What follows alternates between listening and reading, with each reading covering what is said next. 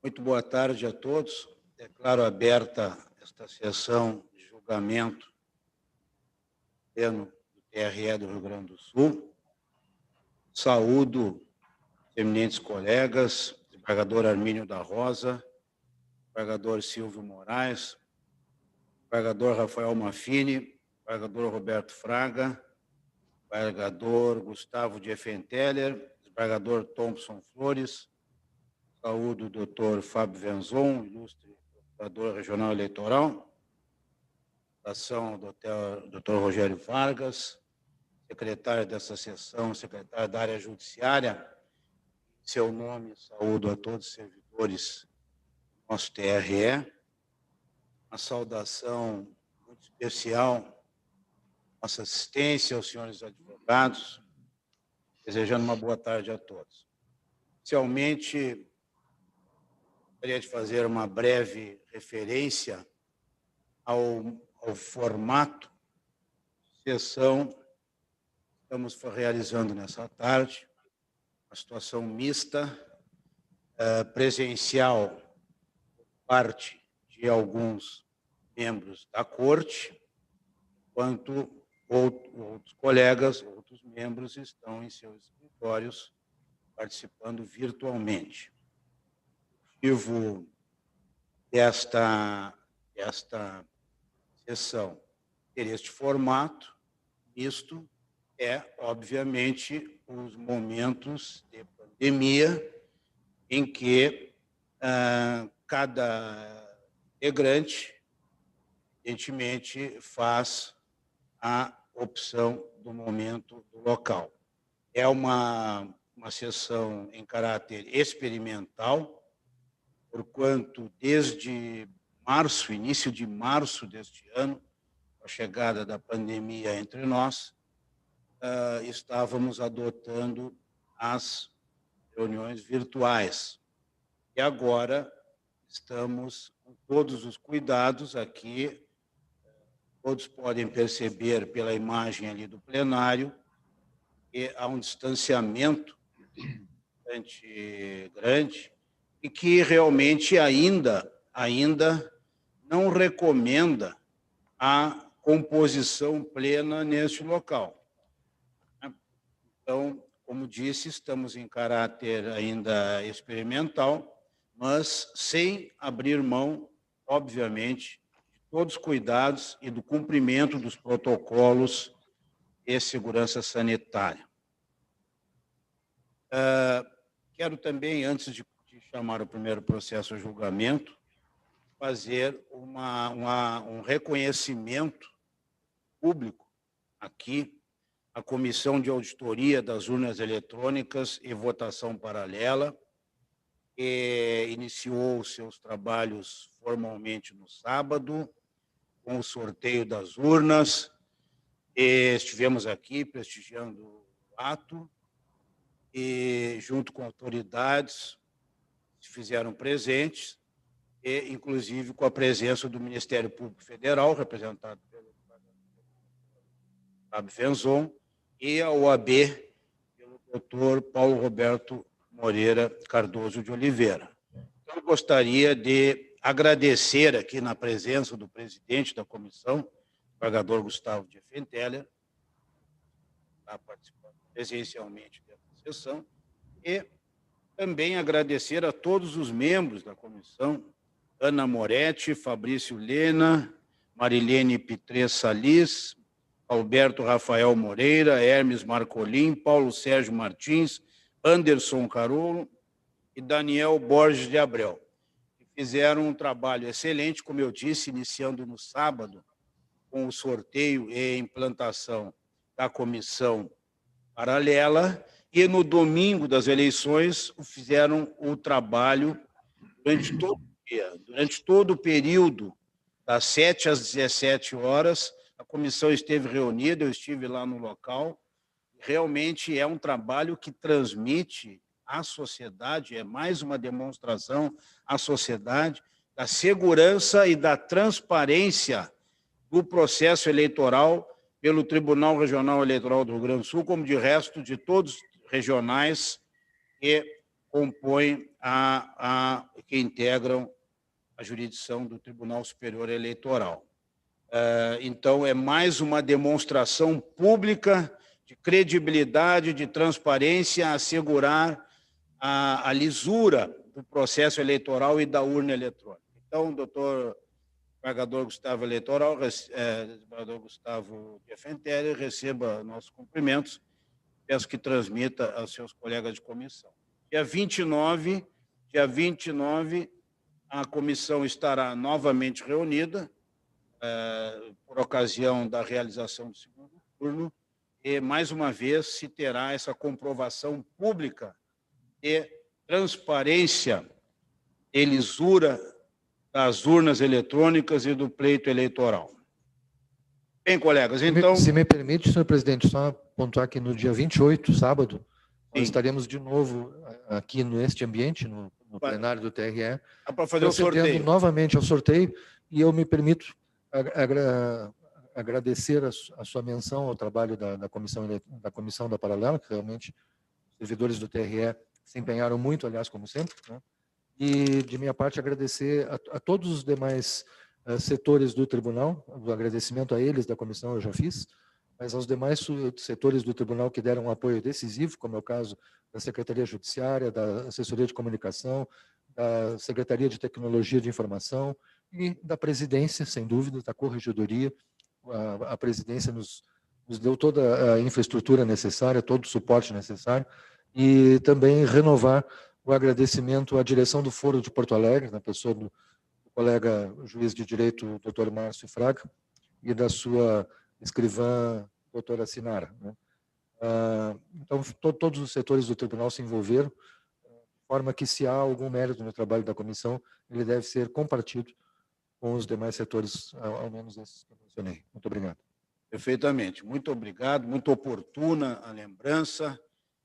Nosso colega da Secretaria Judiciária, Secretaria de Informática, lideradas pelos doutores Rogério, doutor Vobeto, e nós estamos estendendo a todos os servidores do Tribunal Regional Eleitoral, bem referidos pelo desembargador Gustavo, presidente da comissão, e também, obviamente, estendendo nossos agradecimentos ao doutor Márcio Fraga, diretor do Foro, que cedeu o local, e, na mesma linha, estendendo ao eminente desembargador Voltaire Moraes, presidente do Tribunal de Justiça do Estado do Rio Grande do Sul, que autorizou a cedência do local.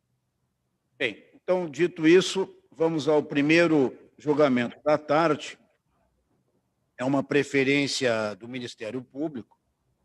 O recurso é o 060-008732, relatoria do desembargador Silvio Moraes, procedência de Viamão. É um recurso do Ministério Público, promotor eleitoral, relatoria, como diz o desembargador Silvio. Então, passo a palavra, desde logo, ao eminente doutor Fábio Venzon. Excelentíssimo senhor presidente do Egrégio Tribunal Regional Eleitoral do Rio Grande do Sul, excelentíssimos desembargadores integrantes da Corte, ilustríssimo doutor Rogério Vargas, que Secretaria Ascensão, em nome de quem saúdo todos os servidores, e uma saudação especial à nossa audiência. Trata-se de recurso do Ministério Público, de sentença que deferiu o registro da candidatura de Eliseu Fagundes Chaves para concorrer ao cargo de vereador pelo Partido dos Trabalhadores do município de Viamão. Pendeu no Ministério Público, a promotoria eleitoral, que não estaria presente em condição de registrabilidade consistente na juntada das certidões narratórias de processos que apareceram em certidão positiva. Conforme o recurso do Ministério Público, no qual nosso parecer, em que há concordância em relação ao mesmo, nosso parecer foi pelo provimento do recurso, né? Inicialmente foi juntada uma certidão por parte do recorrido, do requerente, né, do registro, uma certidão criminal da Justiça Estadual de segundo grau que constava uma série de processos, então uma certidão positiva, né, uma série de processos. E foi apresentada a certidão narratória de apenas um desses processos. Posteriormente, e quando isso foi trazido à tona, aí veio o requerente e trouxe uma segunda certidão narratória do tribunal com um número menor, uma segunda certidão positiva do tribunal com um número menor. alegando que essa mudança decorreu de que o tribunal, verificando que na certidão anterior tinham situações de absolvição, processos antigos, então ele corrigiu. Só que, assim, na certidão, na primeira certidão, aparecia demais decisões, não aparecia absolvição, não aparecia essa referência à absolvição. E nessa segunda certidão que foi trazida, também apareceu um processo em que foi rejeitada a denúncia. Então, também não deveria ter aparecido nessa segunda certidão. Por que apareceu nessa segunda certidão? Então, diante dessa situação de perplexidade, e tendo havido aquela certidão positiva inicial, entendeu o Ministério Público que o correto seria ter juntado certidão narratória de cada um deles. A certidão narratória de cada um daqueles processos estaria resolvido, porque certamente na certidão narratória de cada um deles estaria esclarecido qual foi a situação dele. Né? Houve absolvição? Então estaria lá, na certidão narratória estaria esclarecido. Não traria essa situação de duas certidões do Tribunal de Justiça. Né? Entendemos que o candidato, compete ao candidato esclarecer, ele trazer os esclarecimentos, e a própria resolução menciona, havendo certidão positiva, se traz certidão narratória. E não vai se buscar uma outra certidão do tribunal, porque aí gera essa situação, essa sensação de insegurança, né? De que, de repente, aquela informação não é verídica, que, enfim, o que pode... Por quê? Por que dessa distinção? A justificativa que ele trouxe também não bate muito, porque, como eu mencionei, na certidão recente que ele trouxe, na certidão não, a certidão de antecedentes recente que ele trouxe, que apareceram somente 2 eventos, um deles é a rejeição de denúncia, então também não era para ter aparecido, se o fundamento fosse esse, apareceram na outras porque eram absolvições.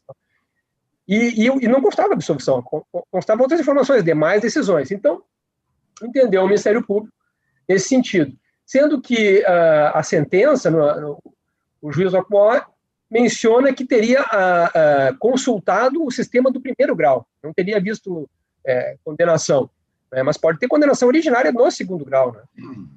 Inclusive tinha crimes de prefeito e tal, né? Que a atribuição por prerrogativa de foro seria do segundo grau.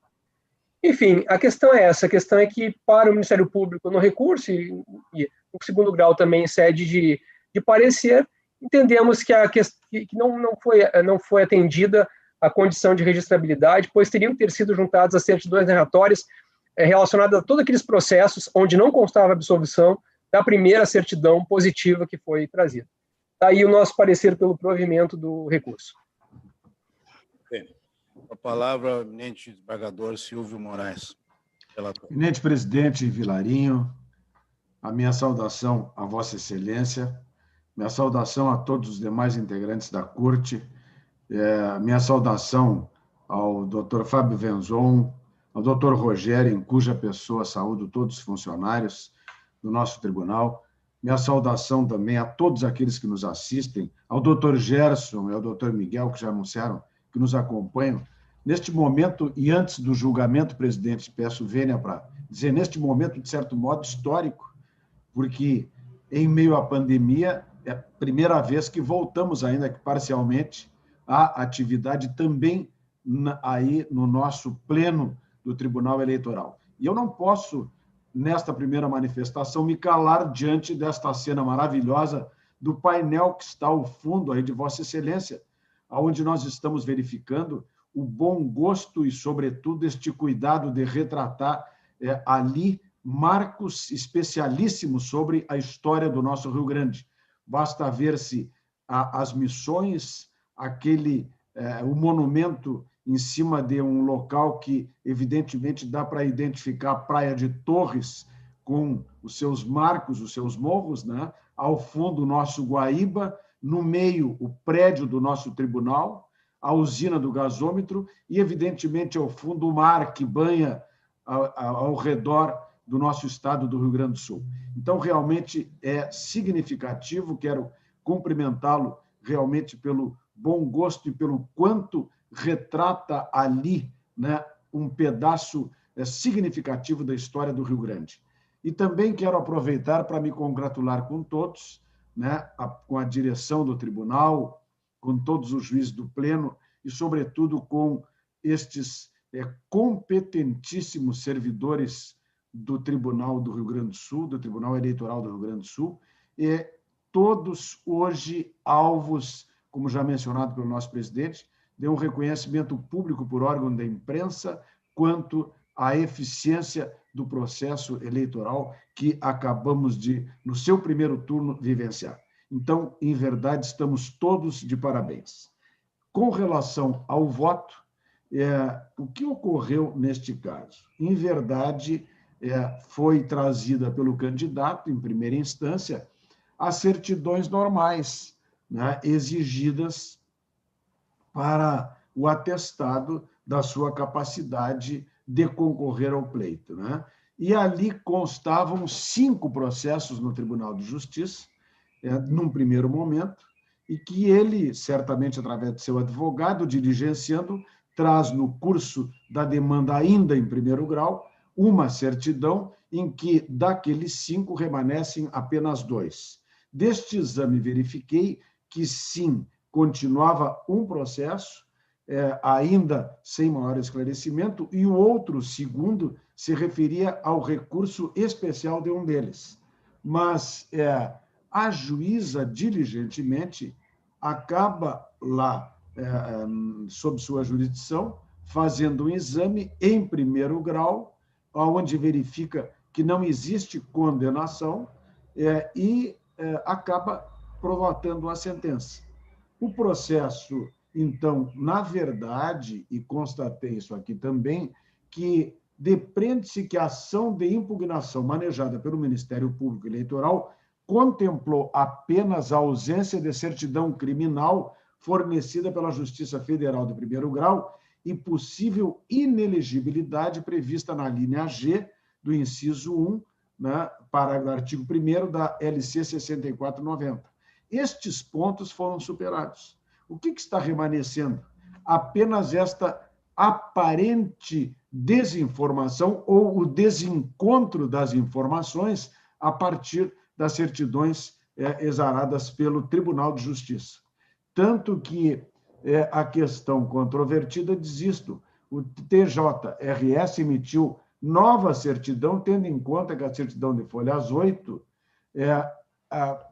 trazia informação de processos do ano de 2000 a 2004, muitos com absolvição que não deveriam constar na certidão, e corretamente foi revista a certidão negativa criminal com a certidão de folha 16, emitida em 24 de nove de 2020. E por uma questão de bom senso, a certidão emitida por último é a que prevalece. Isto é o que é sustentado pelo recorrido, né? Então, vejam bem, diante disto, de uma análise detalhada do processo, eu constatei que, antes da sentença, deveria ter sido oportunizado ao candidato, a juíza deveria ter determinado a intimação, até para evitar o fator surpresa, que ele, então, diante da manifestação do MP, pudesse voltar e esclarecer, né, devidamente aquelas certidões ainda remanescentes que, não obstante a última informação do tribunal, haviam sido apagadas, mas como há, inclusive, reiterado em segundo grau, a certidão de objeto e pé em relação a cada um daqueles processos, repito, dos anos de 2000 a 2004, então eu entendi que, com base no princípio da celeridade da economia processual, e porque não fora dada a chance ao candidato de que suprisse estas lacunas apontadas, que entendo que foi suficiente a conversão do julgamento em diligência para que, nesta instância, o recorrido seja intimado para apresentar a certidão de objeto e pé e atualizada nos processos número 69.88.029.64, 7.056.13.534, 7.050.49.44, 7.051.29.96, anotadas na certidão do ID 90.20.633, ou comprove por certidão do TJRS as razões de suas exclusões da certidão criminal mais recente no prazo improrrogável de 3 dias.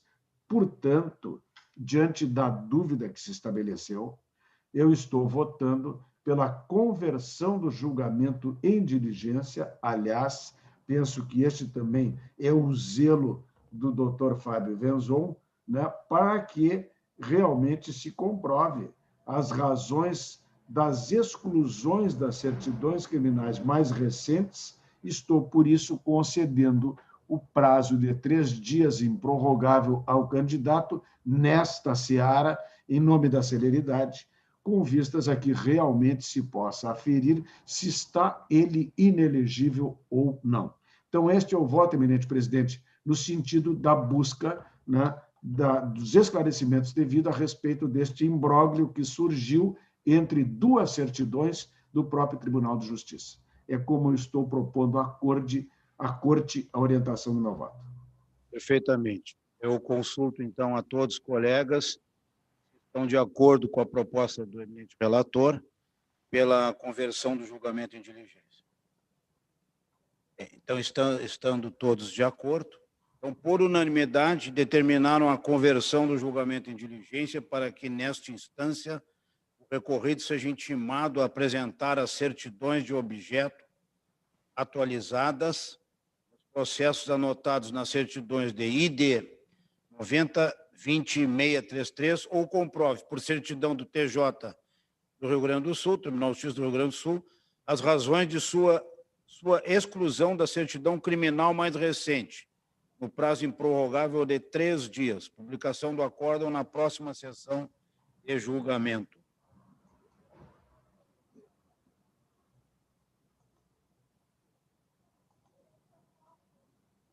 O próximo recurso, colegas, também uma preferência do Ministério Público, é o recurso 060-06-49-82, relatoria também do desembargador Silvio Moraes, recurso procedente de Imbé, é interposto por Sandra Regina Weber.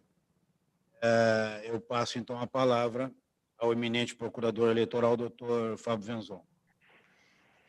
Senhor presidente, renovando as saudações, aproveitando assim, a continuidade das palavras do desembargador Silvio, também gostaria de parabenizar Vossa Excelência e aqueles que contribuíram para isso, pelo belo painel, realmente, que traz imagens belíssimas aqui do nosso estado e também da nossa cultura, da cultura aqui do Rio Grande do Sul. Ficou muito bonito, realmente, o painel, tá de parabéns, muito bom gosto. Especificamente em relação ao processo, nós vamos retificar o parecer, porque depois do parecer oferecido, e o parecer era tão somente pelo indeferimento, para o indeferimento do registro em virtude da ausência da juntada das certidões de antecedentes da Justiça Federal e Estadual, mas depois do parecer foram juntadas as... eu acho que eu estou... esse aqui é o processo, acho que está por equívoco. Não, Sandra Regina Weber, exatamente, é esse mesmo. Foram juntadas as certidões, e todas elas são negativas. Então, com isso, foi cumprida a condição de registrabilidade, estão presentes as condições de elegibilidade e ausentes causas de inelegibilidade. Em virtude disso, retificando o parecer, opinamos no sentido do deferimento do registro. Então, provimento do recurso para deferimento do registro. Bem, desembargador Silvio Moraes, por gentileza. Renovando as saudações, presidente, é bem isto. Dada a singeleza da diligência, eu determinei o gabinete, fizemos um levantamento diretamente e obtivemos a confirmação de que realmente, inclusive com a junção dos documentos obtidos pelo levantamento, foi juntada esta documentação exigida pela legislação eleitoral, demonstrando a plena aptidão da recorrente, né, pelo que impõe-se a reforma da sentença, deferindo-se o pedido de registro de candidatura, razão pela qual estou votando pelo provimento do recurso para deferir o registro da candidatura de Sandra Regina Weber ao cargo de vereadora nas eleições de 2020, cujo primeiro turno acaba de ocorrer. Pelo provimento do recurso. Muito bem. Consulto os demais colegas que querem fazer qualquer acréscimo aos votos já lançados na rede, lançados na linha do voto do eminente. Senão, iremos proclamar o resultado.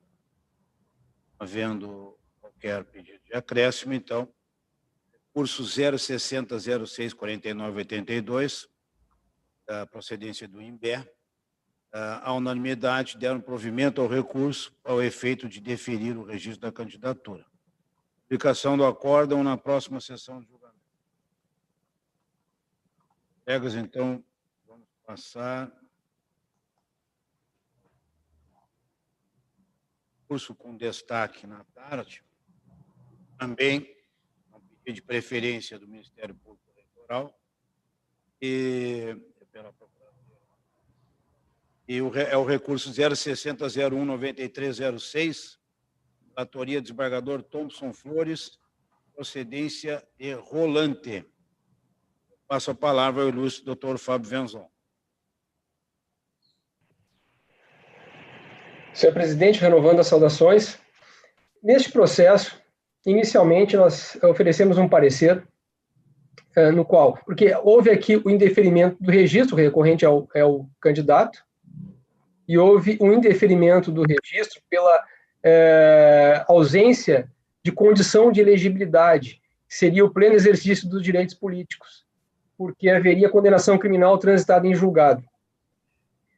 Houve o recurso, no nosso parecer, e houve a informação de que aconteceu o parcelamento, e aqui trata-se do crime de apropriação indébita previdenciária, o artigo, se não me engano, é o 357 do Código Penal, né, mas para o qual há uma previsão, 337A do Código Penal, em que existe uma previsão legal de que o parcelamento ou pagamento, né, o pagamento em extinção da punibilidade, o parcelamento em suspensão da pretensão punitiva, da pretensão executória, que seja assim.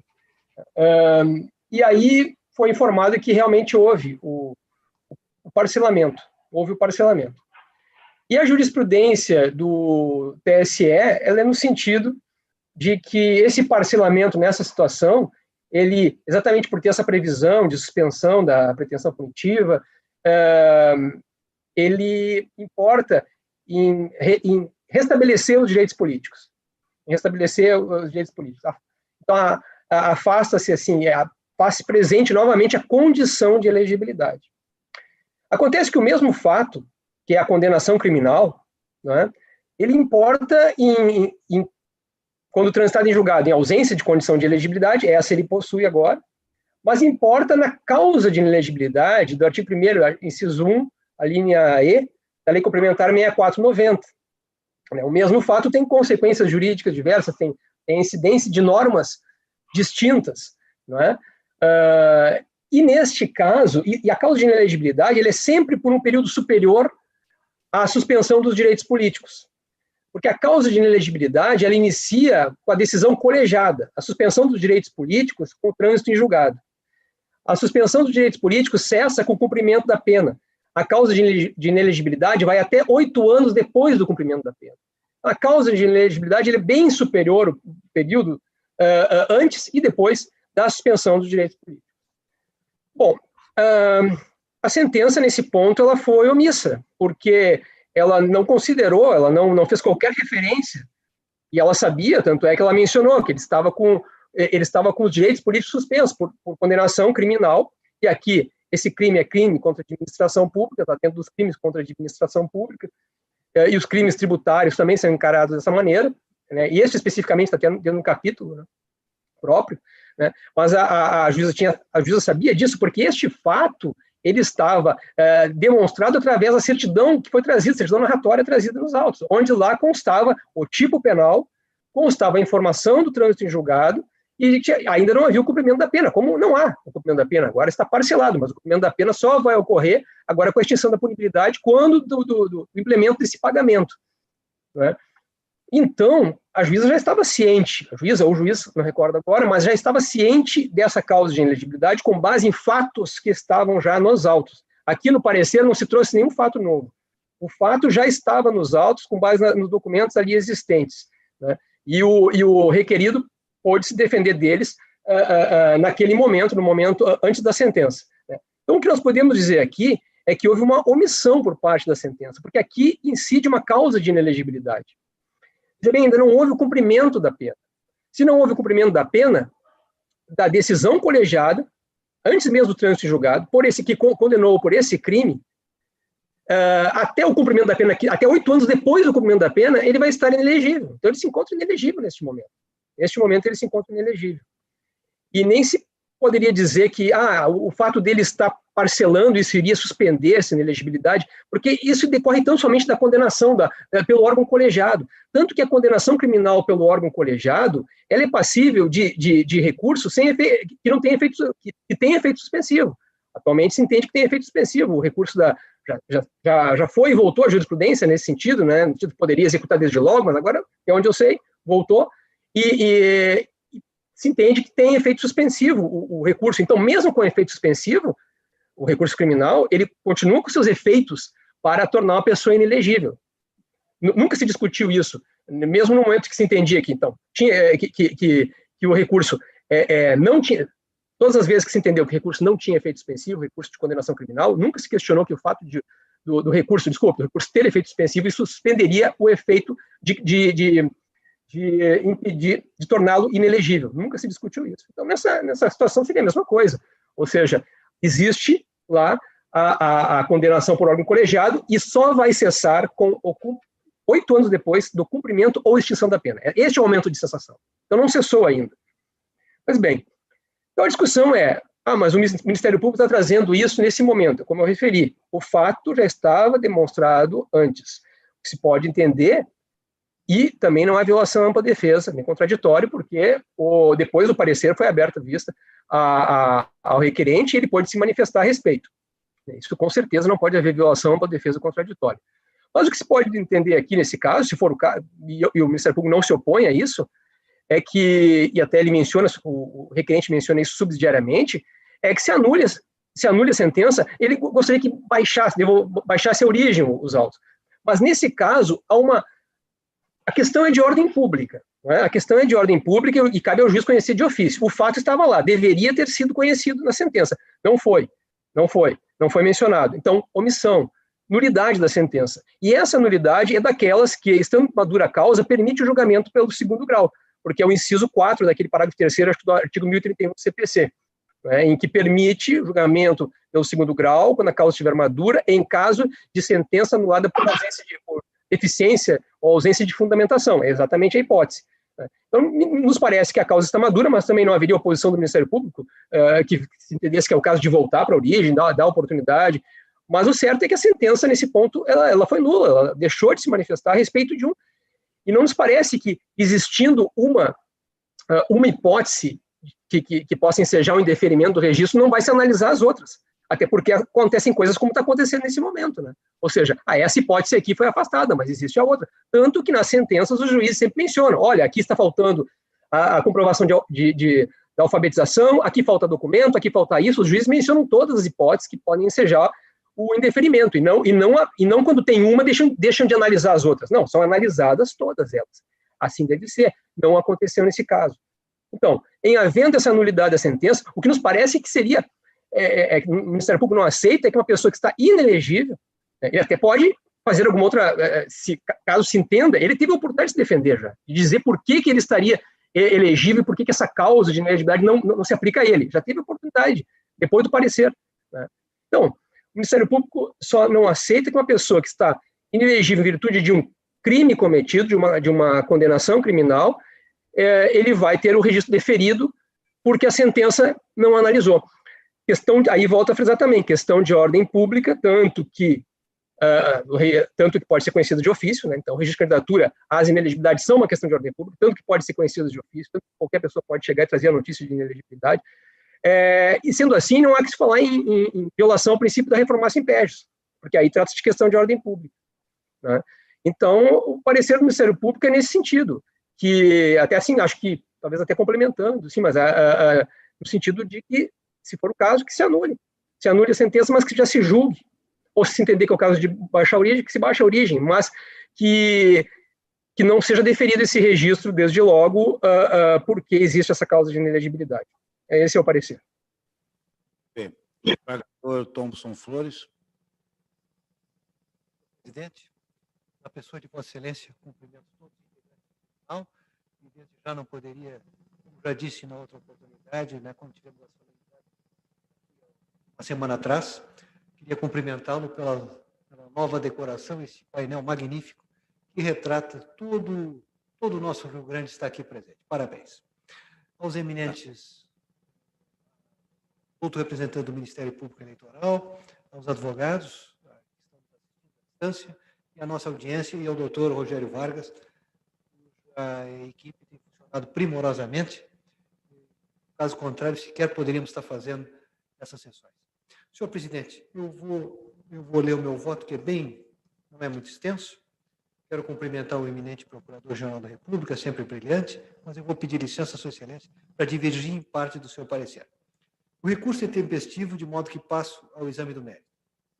No mérito, o recorrente teve o seu pedido de registro indeferido em razão de estar com os direitos políticos suspensos, não cumprindo a condição de elegibilidade. Artigo 14, parágrafo 3º, inciso 2 da Carta Magna. A sentença no seguinte sentido, e eu transcrevo o dispositivo aqui, eu transcrevo a sentença. O requerente juntou certidão narratória dos autos, demonstrando a ocorrência da suspensão da pretensão punitiva pelo parcelamento do débito tributário. Tenho que, em relação à condição de elegibilidade, restou sanado o vício, e, nesse sentido, não há óbice ou deferimento do registro da candidatura. O recurso merece provimento, portanto. É nesse sentido a jurisprudência do TSE. E eu refiro aqui os precedentes do egrégio Tribunal Superior Eleitoral, inclusive um recurso especial da relatoria do atual presidente, o ministro Barroso. Na espécie, como sustentado pelo procurador eleitoral, se o parcelamento da pena de multa, enquanto adimplito, importa em restabelecimento de direitos políticos, com mais razão, isso deve se dar com o parcelamento do débito no Tesouro Nacional, decorrente do crime previsto no artigo 37, letra A, inciso 1 do Código Penal, pois suspende a pretensão punitiva do Estado nos termos do artigo 68 da Lei 11.941 de 2009. No que se refere à inelegibilidade suscitada pelo ilustre Procurador-Geral Eleitoral, quanto ao item 1º da linha E, inciso 1 do artigo 1º da Lei Complementar 64 de 90, tenho que se operou a preclusão. As inelegibilidades infraconstitucionais necessitam ser suscitadas em impugnação específica e no prazo adequado, assim como perante o juízo competente para conhecer a matéria, na espécie, o juízo eleitoral da 55ª Zona, sob pena de preclusão. Nesse sentido, remansosa é a jurisprudência. E eu cito aqui vários precedentes, 6 precedentes de todos os tribunais do Brasil, inclusive do egrégio Tribunal Superior Eleitoral. Dessa forma, deve ser reformada a sentença recorrida para, reconhecendo o cumprimento dos requisitos da elegibilidade do candidato, deferir o seu pedido de registro de candidatura. Voto, assim, pelo provimento do recurso, senhor presidente.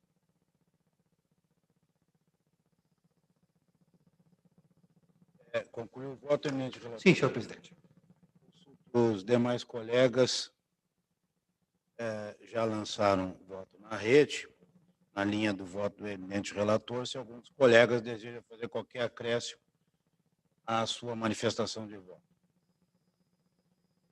E não havendo, então, recurso 060-01-9306, procedência de Rolante, a unanimidade deram provimento ao recurso a fim de deferir o registro da candidatura.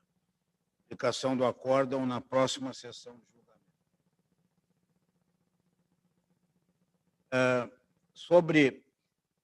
Antes de nós passarmos à proclamação dos resultados seguintes, já que se concluímos os pedidos de preferência, sobre esse painel, mais uma vez, agradeço em nome do trabalho coletivo que foi feito. Na verdade, nós trouxemos a ideia de um painel que contivesse todas as regiões do Estado. E aqui, de fato, nós temos simbolizados fotos, uma montagem das regiões da Campanha, Missões, Litoral, Capital, Serra, e, no centro, a foto a nossa sede principal do Tribunal Regional Eleitoral do Rio Grande do Sul. Essa foi uma ideia trazida, formamos uma comissão para escolha das fotografias de cada foto da região para simbolizar justamente o nosso Estado, os valores do nosso Estado em torno do Tribunal Regional Eleitoral do Rio Grande do Sul. E é muito importante que, quando esse trabalho foi, vamos dizer assim, de escolha de ideia pela comissão, a arte da montagem do painel foi entregue justamente para um servidor aqui da casa, Jefferson Cardoso da Silva, chefe da seção de artes gráficas, e que também contou, não me passaram o nome agora, mas eu me lembro que teve alguns outros colegas que também participaram com o Jefferson. Depois tivemos o nome até o final da sessão. A questão de justiça, fazer esse reconhecimento. Então, na verdade, esse trabalho, ele é um trabalho, foi uma ideia que veio, é um trabalho conjunto, mas o que é importante é que conseguimos todos, e aqui dentro do tribunal, formar essa expressão das regiões do nosso Estado, em torno e valorizando o Tribunal Regional Eleitoral. Então, acho que agora nós temos essa manifestação toda vez que tiver uma solenidade pública. Aqueles que estiverem aqui presentes poderão. Vossa Excelência, me permite só um breve comentário. Me chamou muita atenção a Cruz de Cristo, que é o símbolo heráldico mais antigo do Brasil. Era ele que ornamentava as caravelas de Cabral.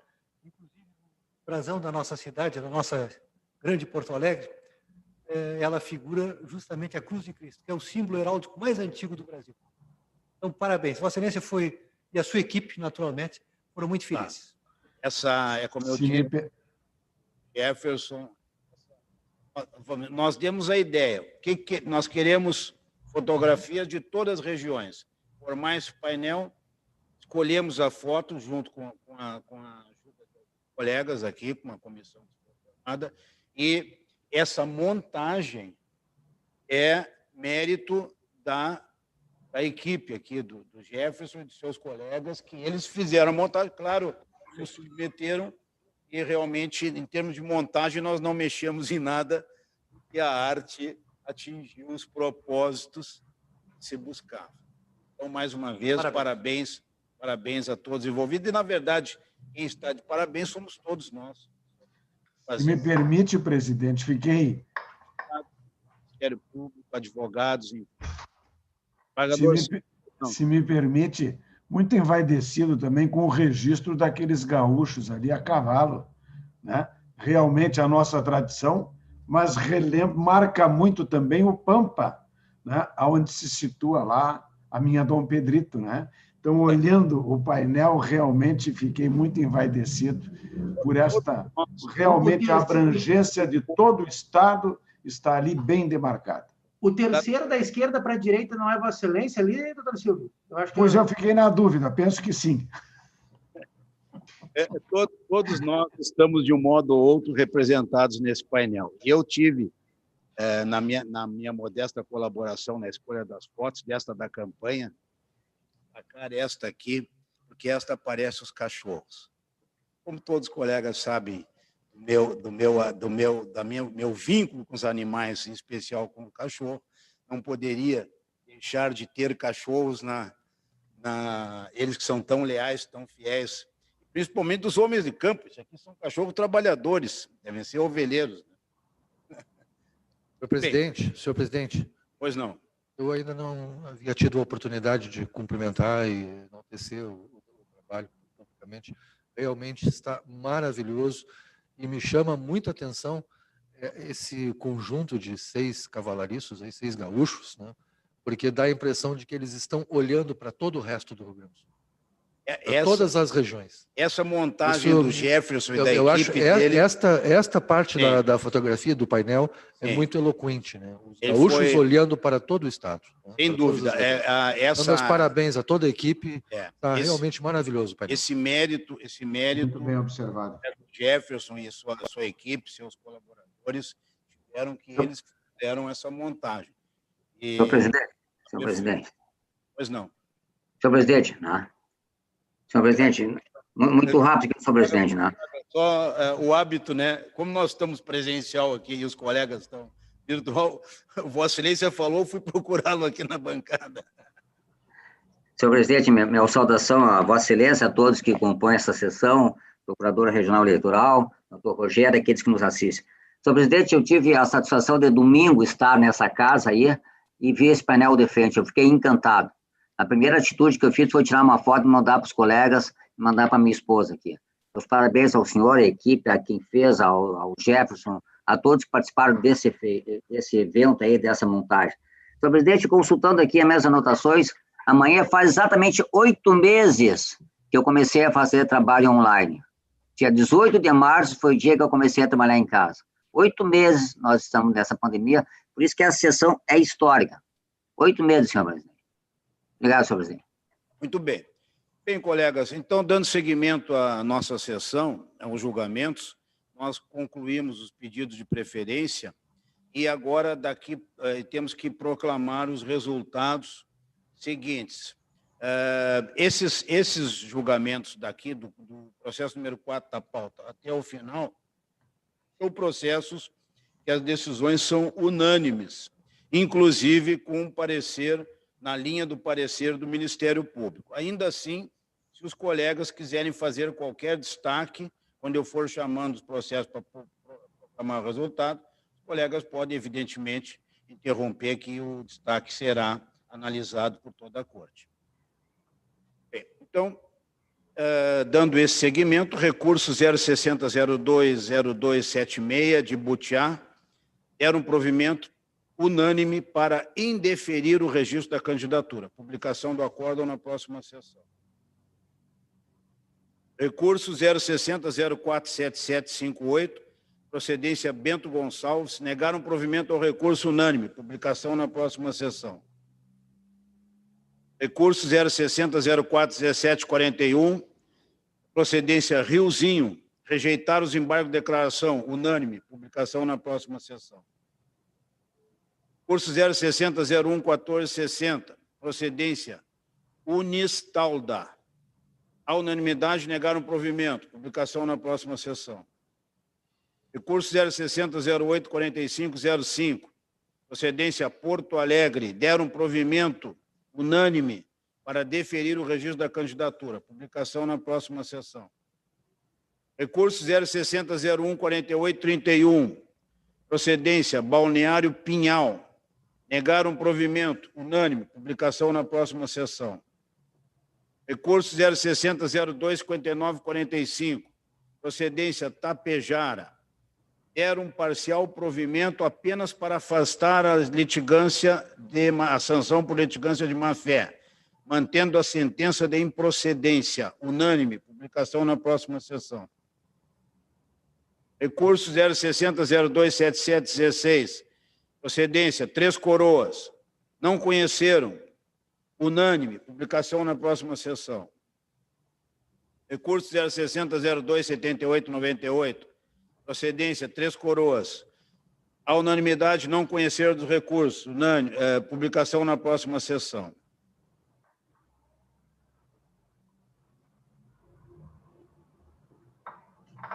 Recurso 060005358, procedência Criciúmal, a unanimidade rejeitar os embargos de declaração. Publicação na próxima sessão.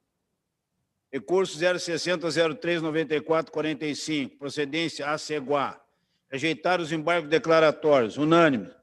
Publicação na próxima sessão. Recurso 060054005, procedência Pelotas, rejeitar os embargos de declaração. Publicação na próxima sessão. Decisão unânime.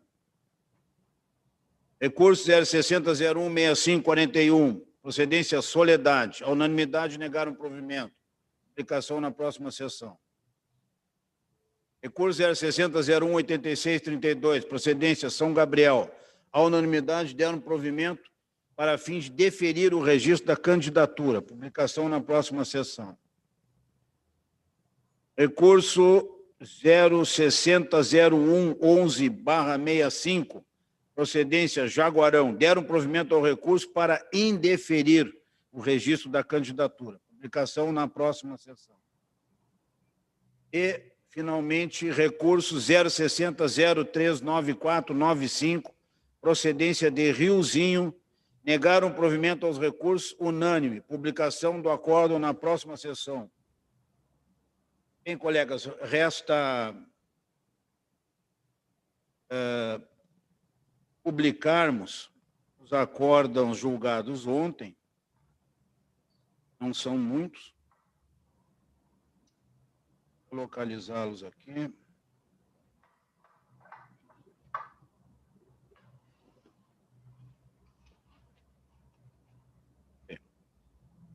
Então, acórdãos julgados na sessão de 16 de novembro e publicados nesta sessão 17.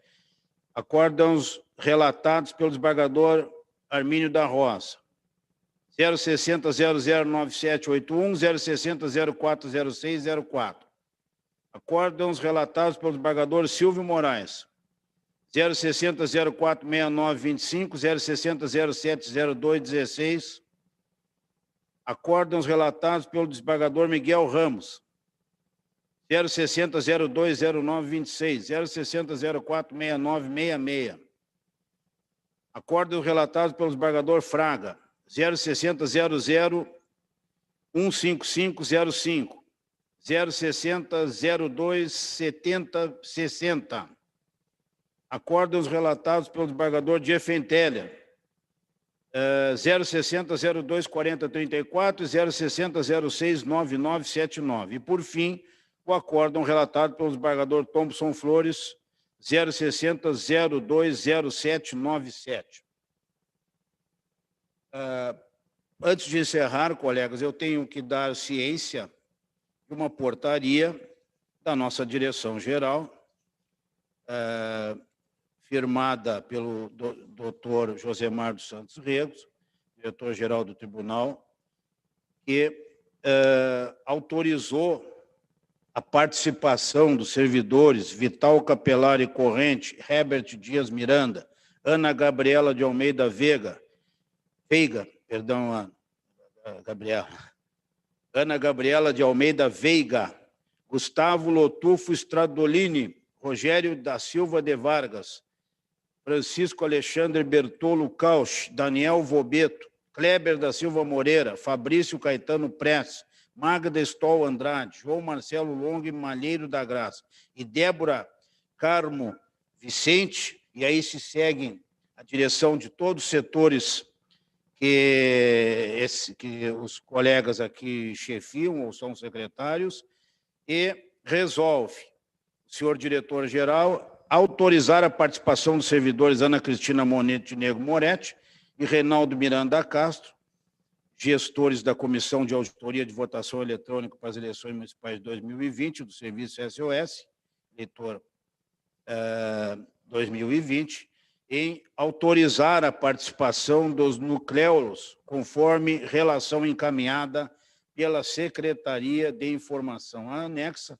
que eu vou deixar de ler, mas que integra a portaria TG número 169 de 10 de novembro de 2020. Assim, cabendo da ciência pública a portaria da Direção-Geral, fica, então, publicada. Bem, colegas, a próxima sessão de julgamento será na quinta-feira, 19 de novembro, às 14 horas. Estaremos retornando ao sistema totalmente virtual e, em breve, estaremos analisando, colegas, uma oportunidade de uma nova sessão mista até consolidarmos essa transição do retorno das virtuais para sessões presenciais. Então, agradeço muito a participação de todos, desejo a todos uma boa tarde, um bom trabalho e, em especial, a nossa assistência. Uma boa tarde a todos, está encerrado.